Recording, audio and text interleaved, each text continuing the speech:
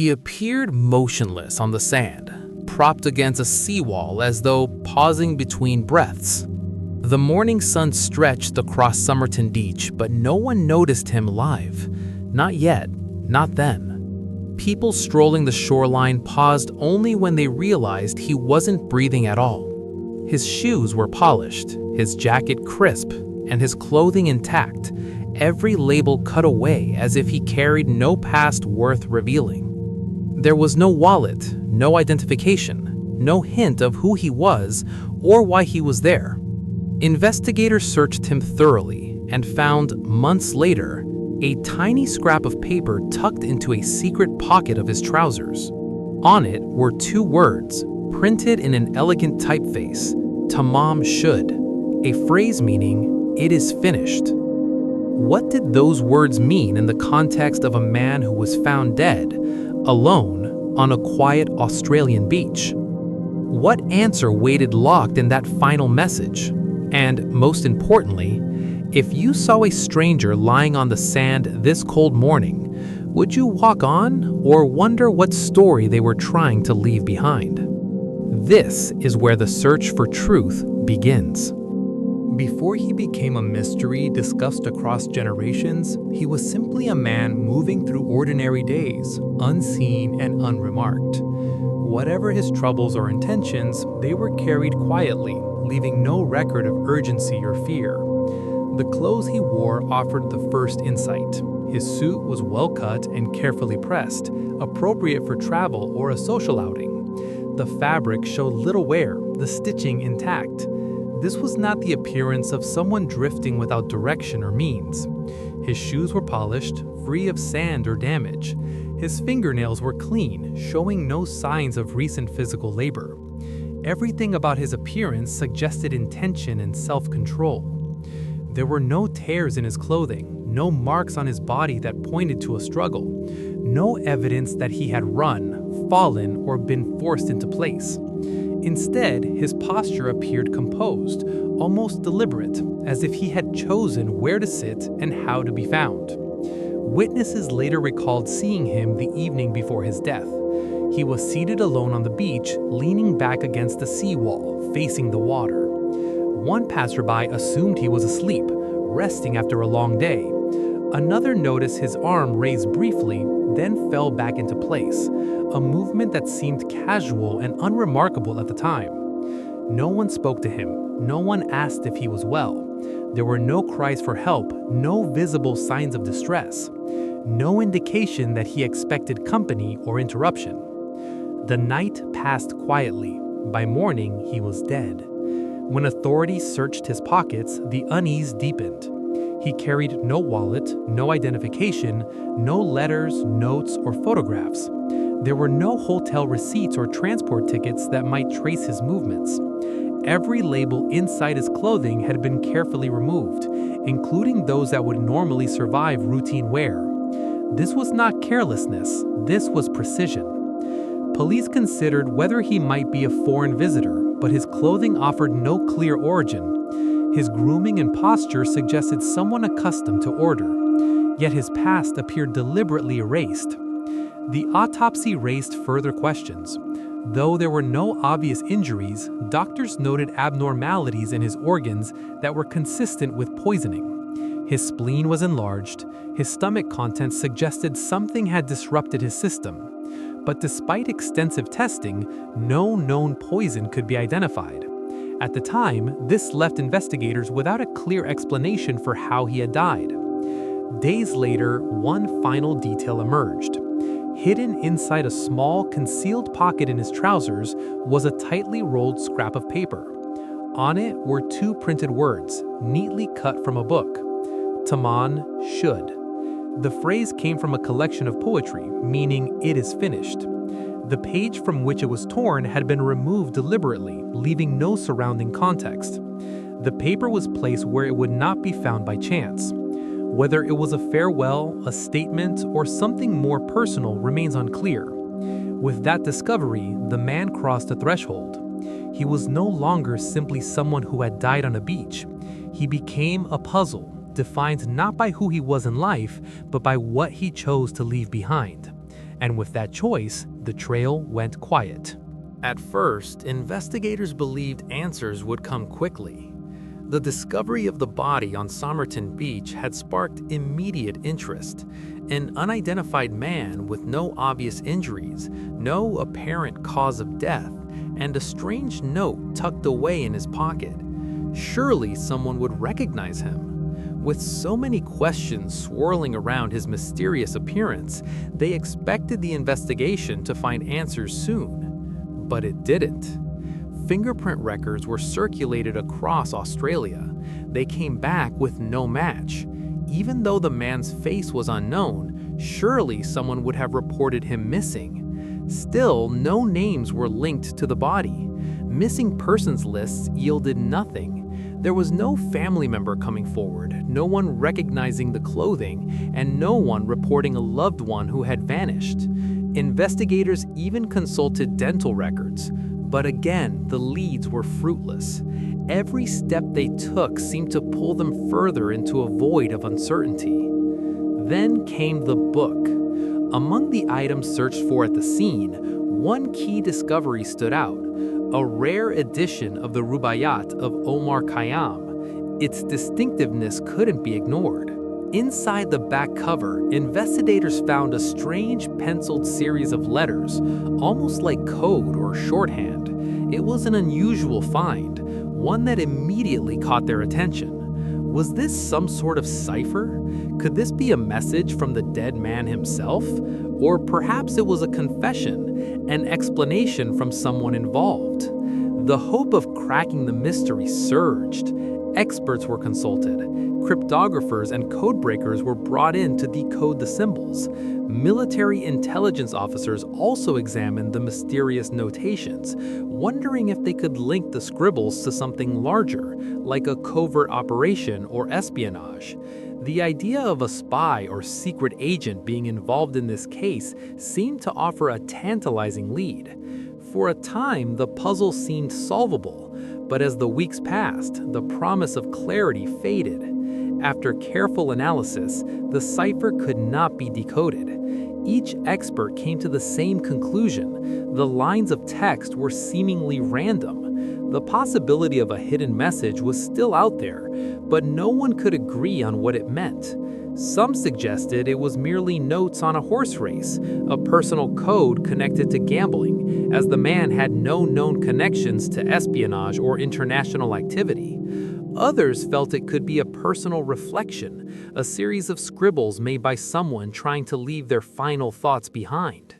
The mystery deepened without yielding a concrete breakthrough. Witness accounts, too, offered little clarity. The few people who saw the man before his death could only provide vague descriptions. Some said he appeared calm, perhaps even relaxed before he died. Others mentioned seeing him adjusting his position on the beach, but nothing suggested any imminent danger or distress. The timelines blurred. There was no consistent pattern to the sightings or to the man's movements in the days leading up to his death. And then there was the beach. It should have been a crucial piece of evidence, the scene where the man had been found, possibly holding clues as to how he ended up there. But the beach yielded nothing. No fingerprints, no footprints, nothing that could tie the body to any particular person or location. The lack of any forensic evidence from the scene was both puzzling and frustrating. What was supposed to help didn't. As time went on, optimism began to give way to doubt. The case that had once held so much promise for answers now seemed to be slipping out of reach. Without a clear trail to follow, investigators found themselves circling the same questions, hoping that somehow the answers would materialize from thin air. And then, silence. With each passing week, the investigation lost its momentum. Leads began to dry up. The original urgency that had fueled the search for answers turned into frustration and eventually a sense of resignation. The case went cold. Despite all the effort and attention, the Somerton Man had become more than just an unidentified body on a beach. He had become a ghost, a riddle wrapped in mystery. The hope for a quick resolution had faded, leaving behind only a complex web of questions that no one could answer. But even as the case went cold, it was never truly forgotten. The name Somerton Man became a part of the lexicon of unsolved mysteries, and as decades passed, some still held on to the belief that one day the truth would surface. But the mystery remained, and still does, unsolved.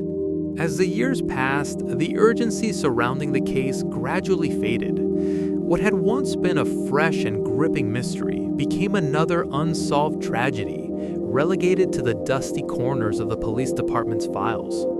Detectives retired, their once vibrant careers now behind them. Witnesses aged, and with time, their memories of the night the man was found grew cloudy and fragmented.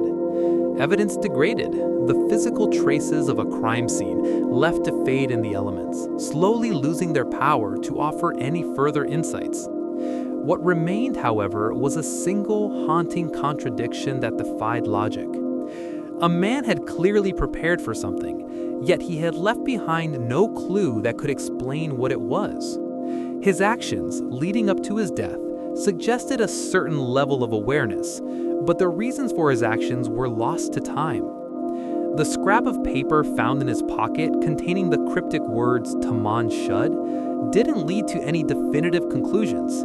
It was a message, or perhaps a clue, but it provided no clarity. The book it had been torn from, a rare edition of Rubaiyat of Omar Khayyam, offered no answers. Experts had tried to decipher the penciled notations inside the back cover, but they were met with failure. It was as though the book had been intentionally written in a code that nobody could break. And the most disturbing fact of all, the cause of death remained officially undetermined. For all the effort and analysis, there was no conclusive explanation for how or why this man had died. As time wore on, the case slipped further away from the minds of those who had once worked on it. Time became the real antagonist, creeping forward and eroding the hope that answers might ever be found. The initial investigation that had been filled with so much promise now seemed like an almost distant memory. Each year that passed made the possibility of certainty seem more and more remote. The evidence was not just fading in quality, it was disappearing. The key pieces of the puzzle that had once seemed so clear were now hopelessly buried in a tangled web of ambiguity. The Somerton Man case went from headlines to folklore, a whispered mystery that people spoke of only in passing. It became a ghost story of sorts, a riddle that had no solution. The man's identity was as much of a mystery as his death. No one knew who he was. No one knew where he had come from. The clothing he wore had no labels, and his name was erased entirely from history. Yet despite the case fading from the public eye, it never truly disappeared. Something about it lingered in the background, never quite leaving the consciousness of those who had heard of it. The mystery of the Somerton Man became a haunting enigma, with questions left unanswered that no one could shake off. But there was one detail that refused to rest, one constant that remained a silent reminder. Someone had gone to great lengths to erase themselves. Every label was removed. Every trace of his history had been carefully wiped away. And yet, the very act of disappearing so thoroughly made the mystery all the more powerful. The man had erased himself from the world, but in doing so, he had made sure that his story would never truly be forgotten. Even as the investigation went cold, the questions lingered. Who was he, and why had he disappeared so completely? It was a story that would never fade entirely. Over the decades, as hope for a quick resolution dimmed, theories about the Somerton Man case began to emerge, cautiously yet consistently. Some were grounded in the facts available at the time, while others ventured into the realm of speculation. Still, none offered the clarity that investigators had hoped for. Some believed the death was deliberate. The cryptic note, "Taman Shud," meaning "it is finished," seemed to suggest a personal decision to end a life. This interpretation suggested that the man had chosen to take his own life, perhaps in a moment of despair or emotional turmoil. the notion of a suicide began to surface. Was the note a final message from a man who felt as though his journey was over? Was this his way of telling the world he was finished? Some felt that the deliberate nature of his clothing, his posture, and the carefully placed note pointed to someone preparing for a quiet exit, free from the constraints of their past. Others questioned whether the man had been poisoned, but not by a common substance. The autopsy revealed signs that were consistent with poisoning, but no toxin was ever identified. Some forensic experts speculated that he might have been poisoned using a substance that was undetectable at the time. This theory grew more plausible as modern toxicology advanced, but still, no clear substance was ever found in his system, leaving an open door to possibilities, but no definitive answers. For many years, the espionage theory dominated the discussion. The mysterious cipher, the Rubaiyat book, and the absence of identification led some to suggest that the Somerton Man might have been involved in international spy activities. The Cold War was in full swing in the late 1940s, and the idea of a spy meeting a tragic fate seemed to fit the strange nature of the case. Perhaps he had been involved in covert operations, and his death was a result of some international conspiracy. The untraceable poison, the missing personal details, and the cryptic note were all seen as consistent with a spy's final moments. However, this theory was weakened in 2022 when DNA testing using forensic genealogy identified the Somerton Man as Carl Webb, a 43-year-old engineer from Melbourne. The breakthrough was significant. It provided the first concrete clue to his identity after more than 70 decades of speculation. Carl Webb was a man with a history, and his DNA confirmed the connection to living relatives, ending the mystery of who he was. His identity was no longer in doubt. Yet, even with the identity established, the mystery remained unresolved. Despite the revelation, the circumstances of his death still don't add up. Researchers found no confirmed reason for his travel to Adelaide, the city where he was discovered. Why had he gone to the beach that night? What was he doing there alone? There were no documented final correspondences, no letters, no clues pointing to why he had made the trip. His erased clothing labels, which had baffled investigators for so long, still have no reasonable explanation. They could have been removed to make identification more difficult, but the purpose behind such an action remained elusive. No one knew why Carl Webb had gone to such lengths to disappear. The autopsy failed to provide answers. Despite a comprehensive investigation and exhumation of his body in 2021, modern toxicology tests still failed to pinpoint a definitive toxin. The possibility of poisoning, even with modern science, remained an open question.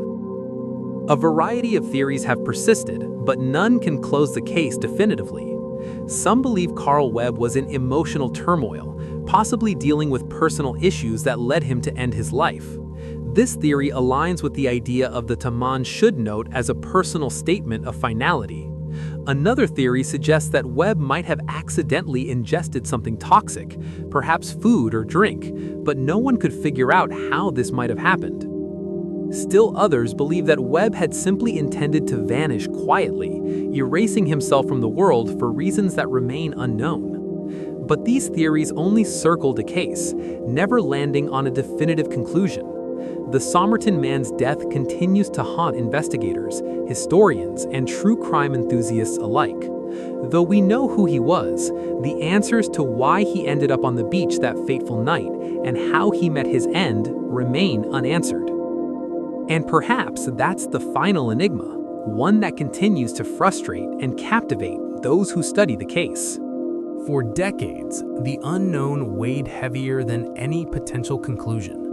It hung over the Somerton Man case like a dark cloud, one that refused to disperse. The longer the mystery went unresolved, the more the questions began to twist and burden not only the investigators, but also everyone connected to the case. When someone dies, answers should follow. How? Why? Who? But in this case, the lack of answers suspended meaning.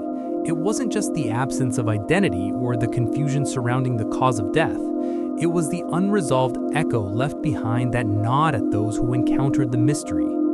This wasn't just an ordinary case. For years, the identity of the Somerton Man remained unknown, turning him into an almost mythical figure. A man found in the stillness of a beach, carrying secrets no one could unlock.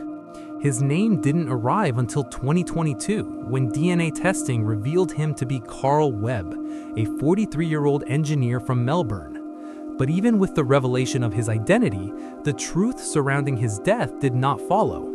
Instead of answers, there were only more questions.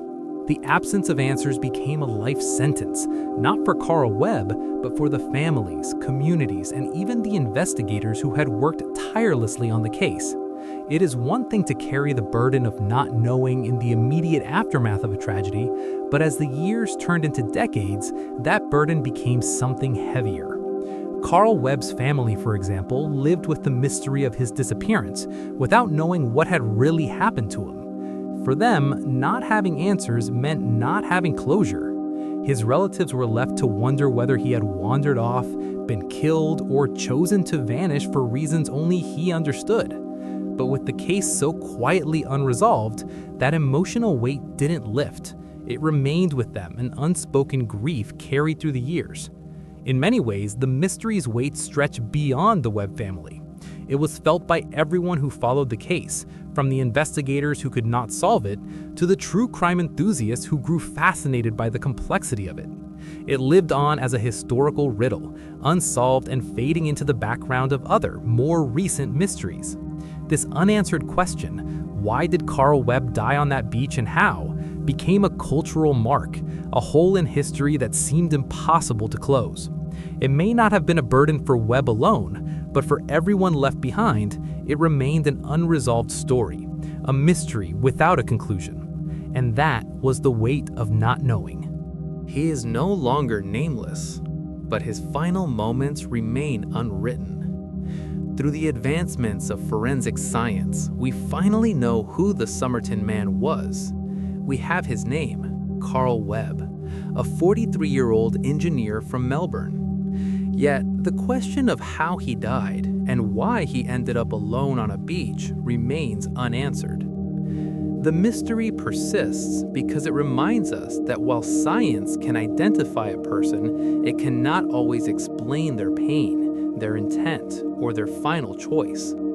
Sometimes answers come slowly, too slowly. Sometimes they never come. Carl Webb's case is not just about who he was, but about the unanswered questions he left behind. What really happened to him, and how many others like him are lost to time, waiting for their stories to be told? The truth doesn't always arrive in neat, tidy packages. Sometimes it takes decades. Sometimes it remains out of reach. But it's the search for answers, the desire to understand, that keeps these stories alive. What do you think was missed? Could this case ever truly be solved? How many stories like this are still waiting, not for fame, but for understanding? In the end, maybe the greatest mystery is not just the cause of death, but the lasting impact of the unknown. Tell us your thoughts. Could Carl Webb's story ever find closure? And how many other stories remain unresolved, waiting for someone to listen? If you're drawn to stories that seek answers, subscribe for more true crime investigations and mysteries waiting to be uncovered.